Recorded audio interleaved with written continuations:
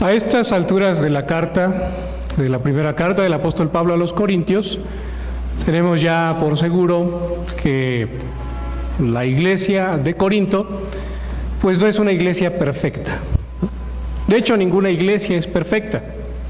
Pablo nos ha dejado ver en los primeros 4 capítulos, hoy vamos a terminar con el 4º capítulo de esta carta, que pues la iglesia de Corinto tiene muchos pecados que podríamos nosotros decir desde nuestro punto de vista humano, pecados muy graves, ¿no? Pecados muy, muy fuertes. Aunque no ha entrado realmente a otros pecados, entrará a partir del capítulo 5 a mencionar otros pecados que se cometían dentro de la iglesia de Corinto. Ha hablado hasta ahora de uno muy particular y tiene que ver con las divisiones. Hasta este momento Pablo ha estado hablando respecto a las divisiones que se daban en la iglesia de Corinto. Ahora, cuando nosotros pensamos en algún pecado, como en estos de la iglesia de Corinto, o en pecados que vemos en otras personas, aún dentro de nuestra propia iglesia, o en pecados que nosotros mismos cometemos, normalmente vemos la superficie, ¿no? Vemos el acto pecaminoso final, por así decirlo, ¿no? Es decir, cuando alguien roba, pues el robo para nosotros es pecado y el acto pecaminoso como tal, en ese ponemos nuestros ojos, en ese nos concentramos. Cuando hablamos de que alguien cometió adulterio, pues por supuesto el adulterio es un pecado y enfocamos nuestra atención en ese acto pecaminoso final, lo que se dio. Pero pocas veces llegamos a preguntarnos qué hay detrás de ese acto pecaminoso. ¿Qué es lo que motivó a esta persona a cometer ese acto pecaminoso? ¿Qué es lo que movió su corazón? Ahora, como reformados, sabemos muy bien que nuestro ser fue afectado por la caída y que tenemos una naturaleza pecaminosa que constantemente nos inclina al mal. De manera general podríamos decir, todo aquel que comete un pecado, un acto pecaminoso, pues es porque tiene una naturaleza pecaminosa. Y es cierto. Pero podríamos indagar un poco más, podríamos meditar un poco más en qué es lo que mueve a una persona o qué es lo que mueve en este caso a una iglesia a cometer ciertos actos pecaminosos. Yo creo que sí. La Biblia nos revela de muchas maneras cómo hay motivaciones en el corazón del ser humano que lo mueven a cometer actos de pecado, actos que van en contra de la voluntad de Dios. Si vamos, por ejemplo, al Génesis, encontraremos el primer pecado, el pecado original. Si yo pregunto cuál es, todos podríamos decir la desobediencia. Dios había dicho claramente que no podían comer de este árbol, que de todos los árboles del huerto podían comer, excepto de uno. Y de repente llega la serpiente y de una manera muy hábil, muy astuta, le dice a la mujer: con que Dios os ha dicho que no pueden comer de los árboles. Y la mujer responde: de todos los árboles podemos comer, excepto de este. ¿Por qué? Estoy parafraseando de alguna forma. ¿Por qué? Podría preguntar la serpiente. ¿Será que Dios no quiere que ustedes sean como Él? Porque la mujer había dicho: el día que de Él comiéramos, moriremos. Y la serpiente le dice: no es cierto, sino que sabe Dios que el día que de Él comiereis, seréis como Él, sabiendo el bien y el mal. Ahora, notemos cómo en ese primer pecado, la serpiente astutamente trata de llegar al corazón de la mujer y le hace pensar en otras cosas, pensar de una manera diferente a lo que Dios había estipulado. Y entonces la mujer comparte esta idea con su esposo, comienzan a ver el fruto de una manera también diferente como no lo habían visto hasta ahora, y comienzan a verlo como algo codiciable a la vista, como algo ya que se antojaba, porque de alguna manera la serpiente ya había puesto también algo en su corazón. Ahora, con esto podemos explicar cómo de alguna manera el acto pecaminoso es la desobediencia, es comer del árbol que Dios había prohibido comer. Pero ¿qué es lo que motivó a estos seres humanos? ¿Qué es lo que motivó a esta pareja? ¿Qué es lo que movió su corazón a desobedecer? El deseo de ser como Dios. Notamos entonces lo que comentaba hace un momento.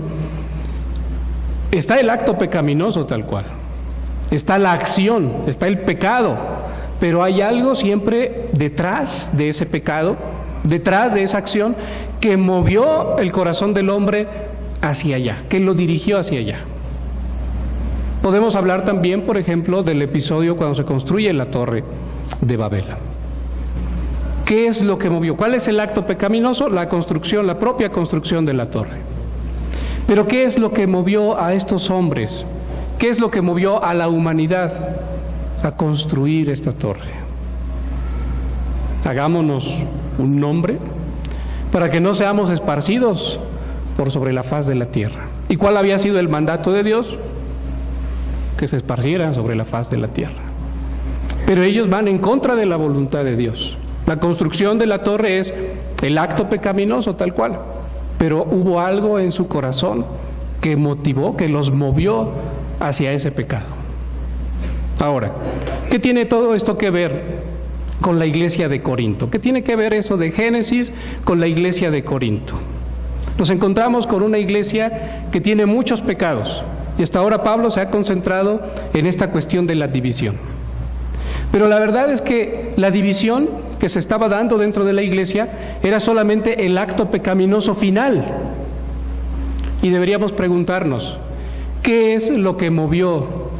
¿Qué es lo que estaba moviendo el corazón de estos hermanos, el corazón de esta iglesia para llegar hasta ese punto de la división? ¿Qué es lo que había en su corazón y que les estaba llevando hasta ese punto? ¿Podremos saberlo? ¿Podremos distinguirlo si leemos esta carta? Hemos avanzado ya 4 capítulos. Hemos hablado mucho sobre las divisiones, pero ¿qué es lo que ha estado moviendo el corazón de estos hermanos al divisionismo dentro de la iglesia? Les voy a invitar al capítulo 1, verso 26, y de esta manera vamos a ir viendo un poco qué es lo que estaba moviendo el corazón de estos hermanos hacia la división. ¿Qué había detrás de este pecado superficial? No en el sentido de que sea un pecado de poca importancia, sino que es lo que está arriba, lo que está en la superficie, lo que se alcanza a ver. Pero había algo interno, algo más profundo en el corazón de los hermanos de la iglesia de Corinto. Dice el capítulo 1, verso 26. Pues mirad, hermanos, vuestra vocación, que no sois muchos sabios, según la carne, ni muchos poderosos, ni muchos nobles, sino que lo necio del mundo escogió Dios para avergonzar a los sabios, y lo débil del mundo escogió Dios para avergonzar a lo fuerte. Y lo vil del mundo y lo menospreciado escogió Dios, y lo que no es, para deshacer lo que es, a fin de que nadie se jacte en su presencia. Eso nos deja ver de alguna manera que Pablo lo que está tratando de hacer es poner a la iglesia de Corinto, o poner los pies de la iglesia de Corinto en la tierra. Ellos se estaban jactando, ellos estaban presumiendo muchas cosas, ellos estaban sintiéndose quizá mucho más importantes de lo que realmente eran. Y Pablo tiene que hablarles de alguna manera dura, les hablará más duramente más adelante, pero les está recordando quiénes son, de dónde los sacó Dios, cómo los encontró Pablo y les dice claramente: no sois muchos sabios, según la carne, ni muchos poderosos, ni muchos nobles. Así que no tendrían realmente de qué jactarse. Comenzamos a ver entonces lo que hay detrás de la división dentro de la iglesia. Comenzamos a ver lo que está moviendo el corazón de estos hermanos. Más adelante, y aproximándonos más al pasaje en el que vamos a meditar hoy, en el capítulo 4, verso 8, encontramos más pistas. Por supuesto, en los 4 capítulos encontramos muchas pistas, pero estoy tomando solamente algunos ejemplos. El verso 8 dice así, del capítulo 4: ya estáis saciados. Esto es una ironía. Ya estáis saciados, ya estáis ricos, sin nosotros reináis. Y ojalá reinaseis para que nosotros reinásemos también juntamente con vosotros. Ellos se sentían satisfechos. Ellos decían: yo ya no necesito absolutamente nada. No quiero más. Ya están ustedes, les está diciendo el apóstol Pablo, ya ustedes se consideran, se creen completamente saciados. Ya no tienen hambre de la palabra de Dios, ya no quieren aprender más, ya no quieren crecer más en la palabra, porque ustedes dicen: estamos saciados, estamos completos, hemos comido todo lo que hemos podido y no queremos ni necesitamos más. Y además no solamente se consideraban a sí mismos saciados, sino que dicen: ya estáis ricos. O sea, se consideraban ya completos, ya no tenían hambre de la palabra de Dios, y además se consideraban ricos espiritualmente. Tenemos ya absolutamente todas las cosas que podríamos pedirle al Padre. Estamos saciados, estamos ricos. Y no solamente eso, sino que nos deja ver aquí el apóstol en el mismo verso 8 que se consideraban, sí, dentro del reino de Dios, dentro del reino de los cielos, pero no se consideraban ciudadanos del reino de los cielos. Se consideraban reyes en el reino de los cielos. Porque ahí lo dice el verso 8. Ustedes dicen que ya están saciados, que ya están ricos, si nosotros reináis. Se están considerando hasta que ya son reyes, ¿no? Que están reinando dentro del reino de los cielos. Por supuesto, como dije, esto es una ironía porque no es algo cierto. Pablo les dice: y ojalá reinaseis para que nosotros reinásemos también juntamente con vosotros. No es cierto que ustedes estén reinando.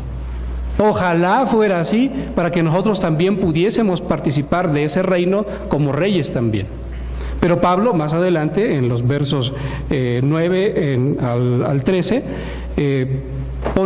da una explicación muy clara acerca de cómo era la situación real de los apóstoles, y que eran muy perseguidos, que padecían hambre, que padecían mucho sufrimiento. Notemos el contraste. Aquellos se sentían satisfechos, ricos, se sentían como reyes, pero Pablo y los apóstoles dicen: para nosotros la cuestión no es así. Para nosotros el reino de los cielos no es así. El reino de los cielos es un reino de sufrimiento, es un reino de persecución, es un reino donde se padece hambre, y ustedes se consideran saciados y ricos espiritualmente, y que no necesitan ya más nada. En los mismos versos que tocamos hoy, que leíamos hace un momento, se dejan ver también ahí otras pistas, ¿no? Porque dice el mismo capítulo 4, verso 18 y 19: mas algunos están envanecidos, como si yo nunca hubiese de ir a vosotros. Ahí está el pecado. Vanidad. Aquí se está mencionando más específicamente. Vanidad. Eso les hacía sentirse satisfechos, eso les hacía sentirse saciados, eso les hacía sentirse ricos, y que ya no necesitaban nada. Eso les hacía considerarse reyes. Algunos están envanecidos, como si yo nunca hubiese de ir a vosotros. Verso 19: pero iré pronto a vosotros, si el Señor quiere, y conoceré no las palabras, sino el poder de los que andan envanecidos. Ahí está el pecado. Aquí ya lo mencionó Pablo muy claramente 2 ocasiones. Vanidad, arrogancia, ese sentimiento de sentirse superior a los demás, mejor que los demás. Y por supuesto, esto era lo que llevaba al final de cuentas a que ellos buscaran la división. ¿Por qué? Pablo lo ha dicho en el mismo capítulo 4, ¿no? Esto es algo que ustedes quizá hayan escuchado hace 15 días. ¿Qué es lo que te distingue? Es decir, ¿qué es lo que te separa de los demás para que tú puedas decir que eres mejor que los otros? ¿Y qué tienes tú que no hayas recibido? Porque al final de cuentas todo es un don de Dios. Esa arrogancia, esa jactancia, esa vanidad les estaba llevando a decir, yo soy mejor que los demás y por lo tanto yo soy de Pablo. Y otros decían, no, Apolos es mejor que Pablo y entonces yo soy de Apolos. Y otros decían, no, Cefas es mejor que Pablo y que Apolo juntos y entonces yo soy de Cefas. Y otros decían, no, Cristo es mejor que Pablo, que Apolos y que Cefas. Y entonces yo soy de Cristo y por lo tanto, si yo soy de Cristo, me separo de ustedes que dicen ser de tal o cual maestro y yo soy mejor.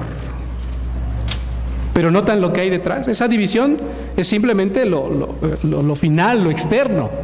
Pero lo que estaba moviendo el corazón de la iglesia a esa división era la arrogancia. Era ese envanecimiento. Era ese sentirse mejor que los demás. ¿Qué dice Dios al respecto? ¿A Dios le gusta eso? ¿Dios se agrada en la gente que tiene tanta arrogancia en su corazón y que se considera mejor que los demás?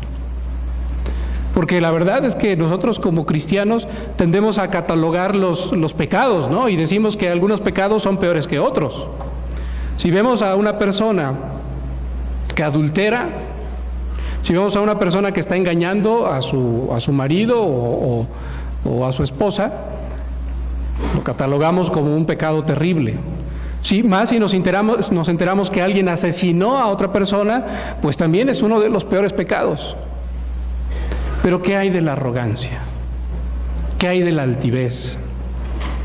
¿Qué hay de ese sentido de autosuficiencia? De sentirse superior a los demás. ¿Qué es lo que Dios dice al respecto? Para Dios es importante. Y tan importante que Pablo ha dedicado una buena parte de su carta, los primeros 4 capítulos, a hablar del asunto. Ahora vamos a ver esta cuestión de la arrogancia desde el Antiguo Testamento. No vamos a tocar muchos pasajes, vamos a tocar dos pasajes de Proverbios. Les invito, si desean acompañarme al libro de los Proverbios, al capítulo 8. Y esto nos dejará ver de alguna manera cómo es que Dios ve esta cuestión de la arrogancia y del pecado. Proverbios capítulo 8, verso 13.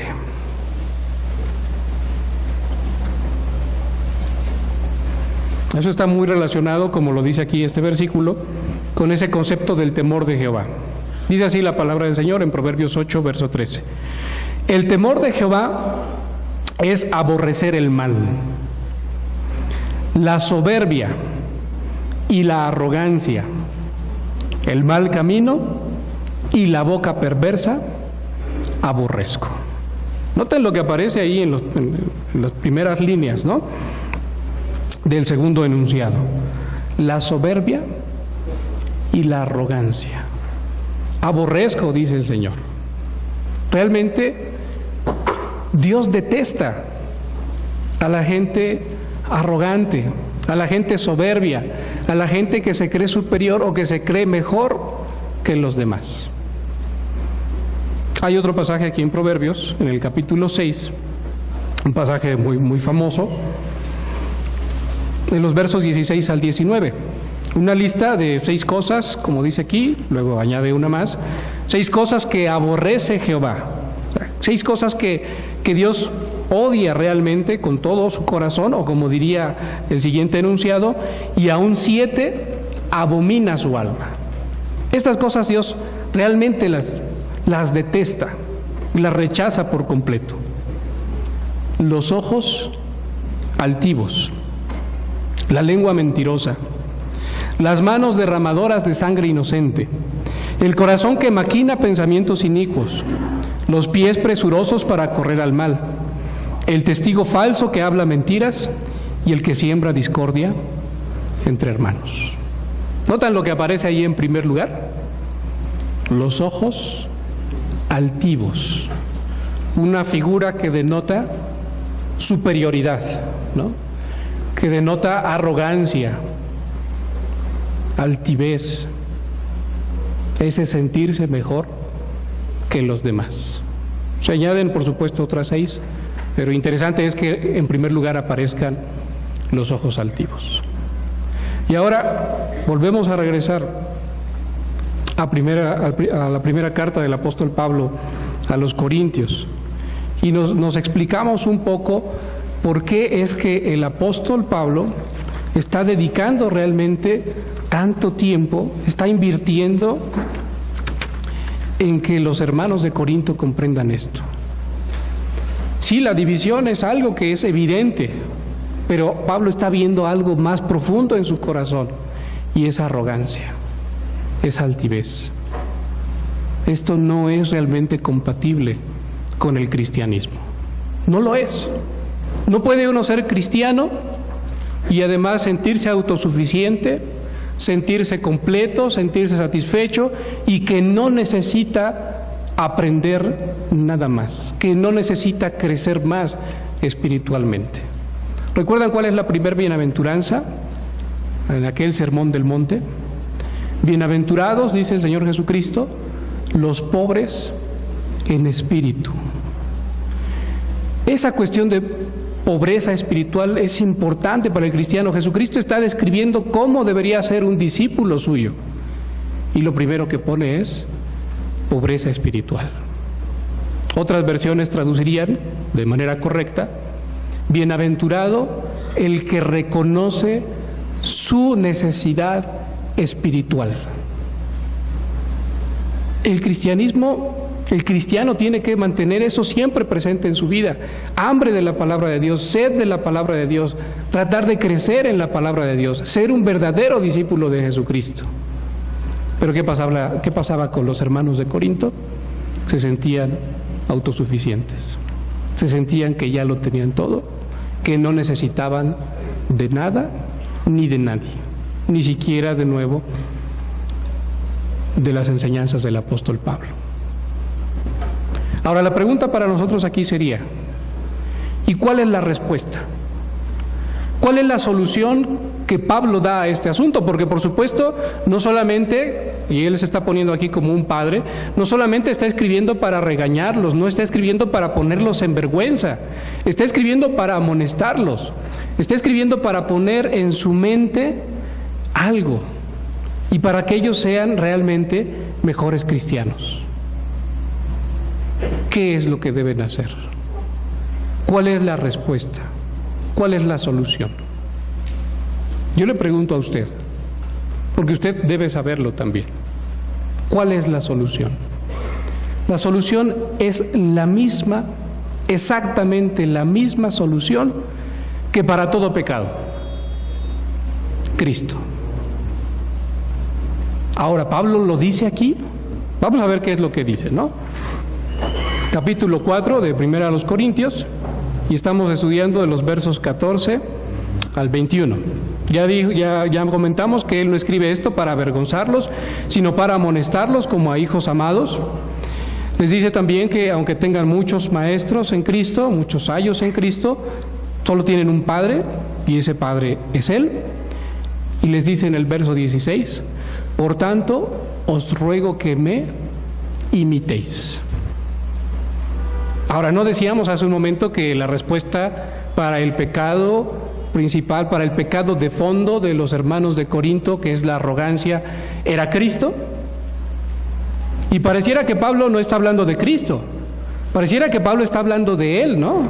Pareciera que él está diciendo, yo soy la solución, si me imitan a mí, entonces el asunto se va a solucionar. Parece que eso es lo que está diciendo. Pero en esta misma carta, en el capítulo 11, verso 1, lo deja aún más claro. En el capítulo 11, verso 1, él dice, sed imitadores de mí, así como yo de Cristo.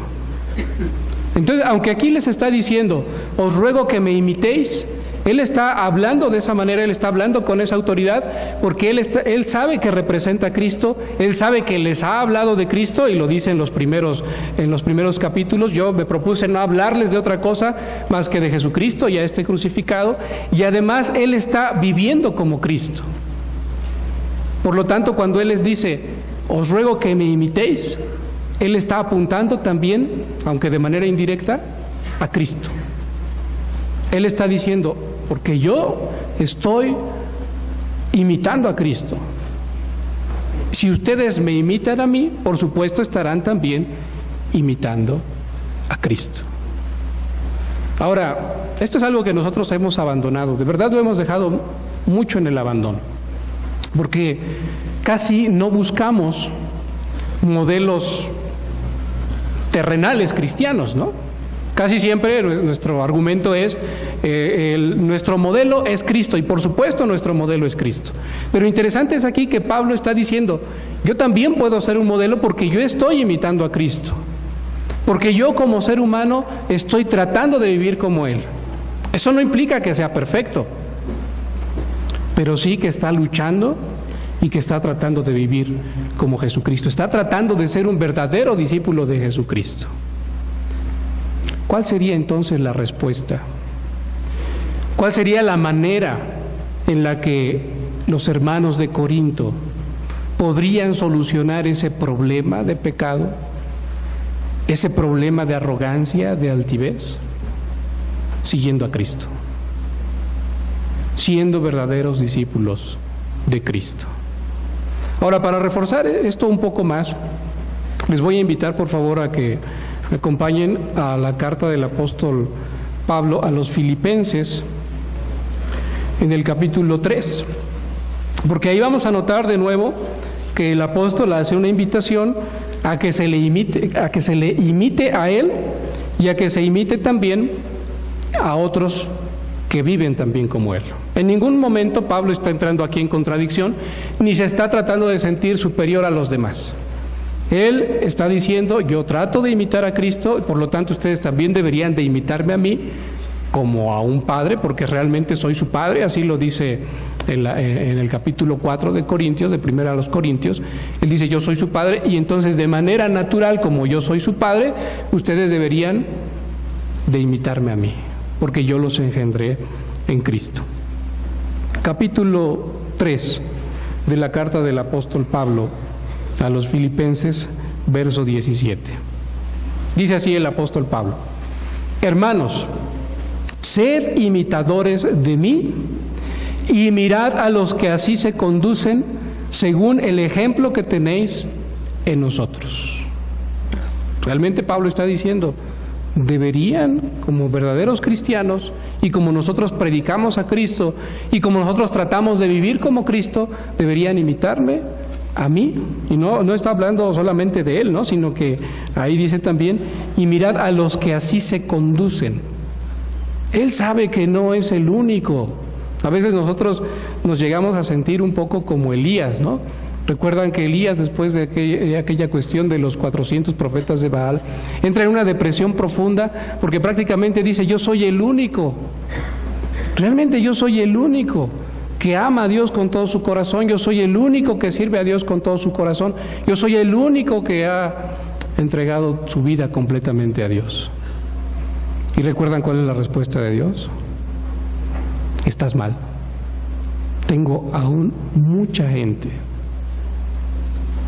que no ha doblado sus rodillas ante Baal. No eres el único. No tienes por qué entrar en depresión, no tienes que sentirte como solo.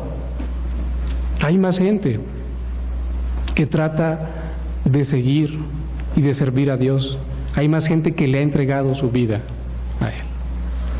Aquí Pablo lo está confirmando, porque él dice: sed imitadores de mí, pero también dice: y mirad no solamente a mí, sino a los que así se conducen, según el ejemplo que tenéis en nosotros. Ahora notemos el contraste. ¿Cómo estaba viviendo la iglesia de Corinto? La iglesia de Corinto estaba realmente tratando de imitar a Pablo y estaba tratando realmente de seguir a Cristo. ¿Estaba sometiéndose a la voluntad del Señor? La verdad es que no. ¿Cómo estaba viviendo la iglesia de Corinto? Con esa arrogancia, con esa altivez, con ese sentido de autosuficiencia y superioridad. Estaban realmente siguiendo sus propias pasiones. Estaban realmente sirviendo a su propia carne, a sus propios deseos, y no a Cristo. Ahora, como lo decíamos hace un momento, lo que Pablo está diciendo aquí, y cuando él está repitiendo, ya lo dijo en el capítulo 4 de 1 a los Corintios, ya lo dijo en el capítulo 11 de 1 a los Corintios, lo está diciendo ahora aquí en Filipenses 3:17, no quiere decir esto que él sea perfecto. Y él lo reconoce en sus cartas. Aquí mismo en Filipenses capítulo 3, les invito ahora a que veamos los versos 12 al 14. Vean lo que dice el apóstol Pablo. No, dice él, no que lo haya alcanzado ya, ni que ya sea perfecto. Él dice: no lo soy, yo lo reconozco, no he alcanzado la perfección, no soy perfecto. No es que ya lo haya alcanzado. Pero sigue diciendo: sino que prosigo por ver si logro asir, si logro tomar aquello para lo cual también fui asido, también fui tomado por Cristo Jesús. No es que sea perfecto, pero sí estoy procurando ser perfecto. Y ahí entramos en esa gran paradoja del cristiano, ¿no? Porque realmente sabemos que jamás vamos a alcanzar la perfección. ¿Hasta cuándo? Hasta que estemos en la presencia del Señor. Pero al cristiano no le está permitido sentarse cómodamente y decir: bueno, como jamás voy a alcanzar la perfección, entonces no me tengo que esforzar por ser perfecto. Aquí el apóstol Pablo se está poniendo como ejemplo y dice: imítenme a mí, no porque yo sea perfecto, pero sí porque estoy procurando serlo. Yo sé que no lo he alcanzado, y prácticamente aquí podríamos decir, y sé que no lo voy a alcanzar hasta que esté en la presencia de Cristo, pero mientras estoy aquí, estoy luchando, estoy caminando, estoy prosiguiendo, estoy corriendo para ver si logro asir aquello para lo cual fui también asido por Cristo. Es decir, Él sabe que quien nos ha tomado a nosotros y quien nos perfecciona, quien nos santifica es Cristo. Pero también sabe que Él no puede estar detenido, que Él no puede estar estancado en su vida espiritual, sino que tiene que avanzar. ¿Cómo? Si le fuera posible alcanzar la perfección, aunque sabe que no la alcanzará. Y sigue diciendo el verso 13: hermanos, yo mismo no pretendo haberlo ya alcanzado, pero una cosa hago, olvidando ciertamente lo que queda atrás y extendiéndome a lo que está adelante, prosigo a la meta, al premio del supremo llamamiento de Dios en Cristo Jesús. Estoy avanzando, estoy caminando, estoy tratando de imitar a Cristo, estoy tratando de parecerme más a Cristo, aunque nunca voy a ser exactamente igual a Él, pero estoy en ese caminar.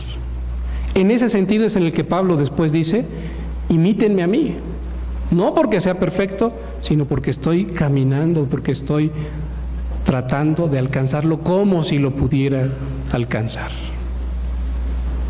Entendemos ahora lo que está queriendo hacer, lo que está queriendo comunicarle a la iglesia de Corinto. Volvemos por favor a 1 de Corintios capítulo 4. Entendemos lo que está queriendo decirles. Les está diciendo realmente la respuesta a su pecado, la respuesta, lo que puede quitar de su corazón ese sentimiento de altivez, de arrogancia, de autosuficiencia, de superioridad, es si ustedes imitan a Cristo. imítenme a mí, porque yo imito a Cristo. De hecho, les envía a Timoteo, ¿no? Porque ahí dice el verso 17, por esto mismo os he enviado a Timoteo. Él no podía estar presente en ese momento en la iglesia, pero dice, por esto mismo os he enviado a Timoteo, que es mi hijo amado y fiel en el Señor, el cual os recordará, y noten lo que dice ahí, mi proceder en Cristo. En el griego dice, mis caminos en Cristo. O sea, mi manera de vivir, la manera en la que yo me conduzco. La respuesta no soy yo, está diciendo ahí Pablo. Yo imito a Cristo, pero la respuesta al final de cuentas es Cristo. Y si les mando a Timoteo es porque él les va a recordar lo mismo. ¿Cuáles son mis caminos? ¿En quién? En Cristo. La pregunta para nosotros hoy, hermanos, es muy importante que hagamos esta pregunta y que la respondamos en lo más profundo de nuestro corazón. Porque nosotros podríamos estar diciendo ahora, ok, hermano, esto es muy bonito, entendemos lo que Pablo quería decirle a la iglesia en Corinto, pero eso sucedió allá por Asia y sucedió hace poco menos de 2000 años. ¿Pero qué tiene que ver eso conmigo hoy? La pregunta para ti sería, ¿cómo está tu corazón? ¿Cómo te sientes tú respecto a los demás? ¿Ha habido en tu corazón arrogancia, altivez, un sentimiento de autosuficiencia? Tú volteas a tu alrededor y dices, todos somos pecadores, pero los demás son más pecadores que yo. Tú dices, sí, yo soy pecador, pero yo no soy tan pecador como fulano o como sultano. ¿Qué llegas a pensar de ti, de tu doctrina, de tu iglesia, de tu liturgia? ¿De verdad no has llegado a pensar, no has llegado a sentir que es lo mejor de lo mejor? ¿De verdad no te has llegado tú a sentir mejor que los demás? Si revisamos en lo profundo de nuestro corazón, nos vamos a dar cuenta que tenemos exactamente el mismo problema que los hermanos de Corinto. Nos sentimos autosuficientes, nos sentimos satisfechos, ricos, no necesitamos nada más, de nadie más. ¿Y cuál es la respuesta? Cristo. Tenemos que buscarlo a Él, tenemos que imitarlo a Él. Y ciertamente también si Dios ha puesto entre nosotros hermanos, como en el caso de Pablo y de los otros que Él menciona, que no menciona por nombre, que están caminando, que están tratando de alcanzar la perfección, aunque saben que jamás la alcanzarán, Dios los ha puesto también ahí para que puedan ser de ayuda y podamos acompañarnos en este caminar.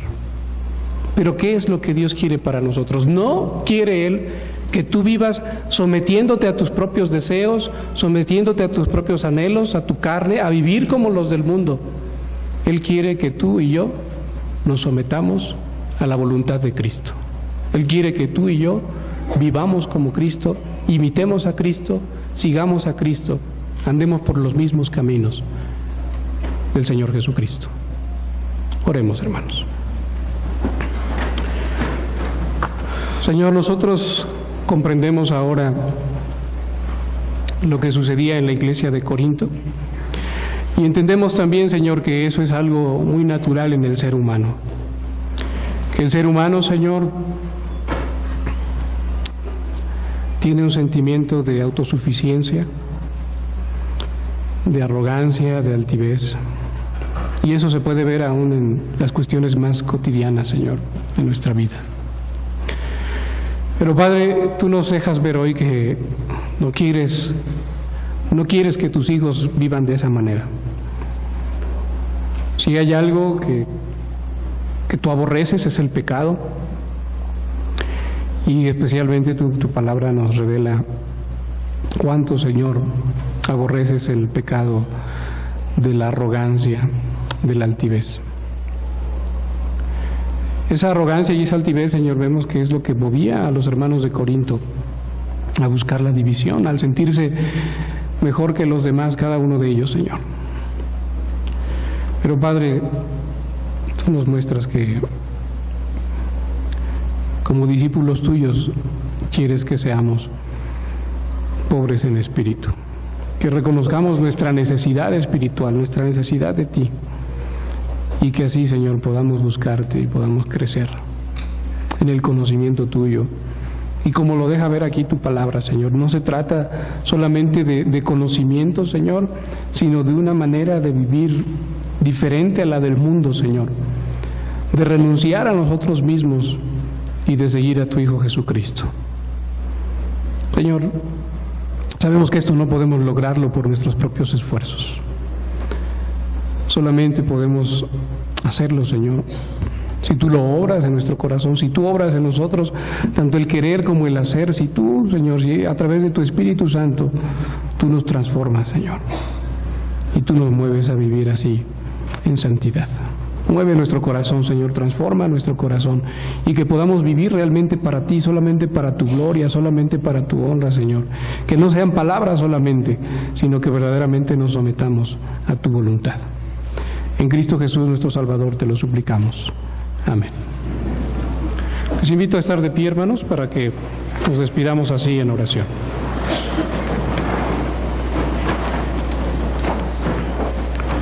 Oremos, hermanos. Señor eterno, agradecemos la oportunidad que nos has dado hoy de participar en este culto.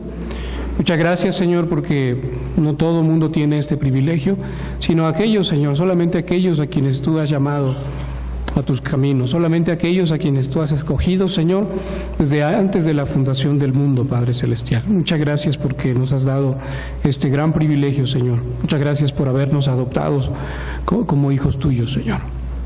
Ahora, Padre Celestial, hemos de salir de este lugar y te suplicamos que tú nos acompañes. Queremos, Señor, no solamente tu bendición sobre nuestra vida, sino también, Señor, ser de bendición para todos aquellos que nos rodean. Permite que así sea, Señor. Permite, Padre Celestial, que podamos en todo lugar reflejar una imagen de tu Hijo Jesucristo, reflejar tu gloria, Señor, glorificarte con nuestra propia vida, Señor. Con todo lo que pensamos, en lo más íntimo de nuestro corazón, con todo lo que hablamos, Señor, santifica tú las palabras de nuestra boca, y con todo lo que hacemos, Padre Celestial, que en todo podamos realmente honrarte y glorificarte. Bendice, Señor, nuestras actividades de esta semana. Padre Celestial, te rogamos por nuestras familias, guárdales, Padre eterno. Y, Señor, nosotros nos dejamos en tus manos y oramos a ti como tu Hijo, nuestro Señor Jesucristo, nos enseñó. Padre nuestro que estás en los cielos, santificado sea tu nombre. Vénganos tu reino, sea hecha tu voluntad, como en el cielo, así también en la tierra. El pan nuestro de cada día, dánoslo hoy, y perdona nuestras deudas, así como nosotros perdonamos a nuestros deudores. No nos dejes caer en tentación, mas líbranos del mal, porque tuyo es el reino, el poder y la gloria, por todos los siglos. Amén. Que Dios les bendiga, hermanos.